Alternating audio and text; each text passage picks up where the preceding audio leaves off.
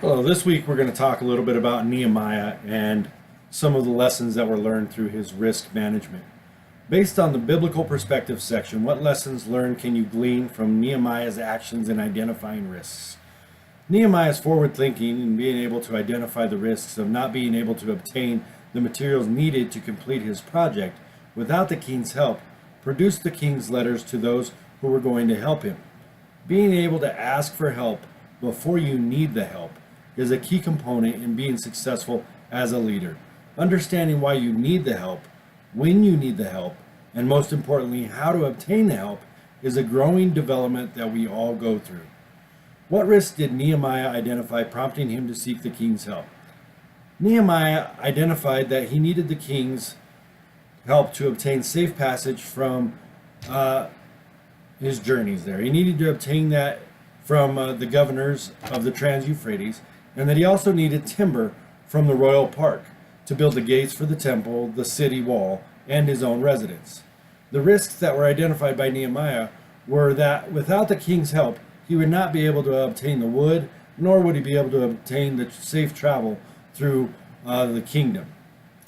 How would you apply it to your daily walk with Jesus? Being able to apply this lesson to my daily walk with Jesus would mean I would be comfortable enough to understand that I cannot do this alone.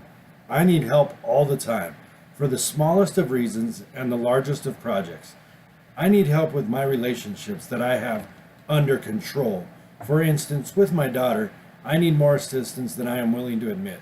I yearn for her to love me like she loves her mother, but that isn't happening, and my heart is weak because of this. But I am praying and asking God for his guidance. His answer has always been, be patient, my son, be patient. What are 2 or 3 risks associated with my project?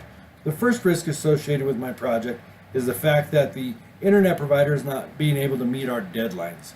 And so then when we have to come up with a cellular solution to provide the sites for the client, and this is an internet connection that is over cellular data, which is not a stable connection. This does not help maintain the business needs.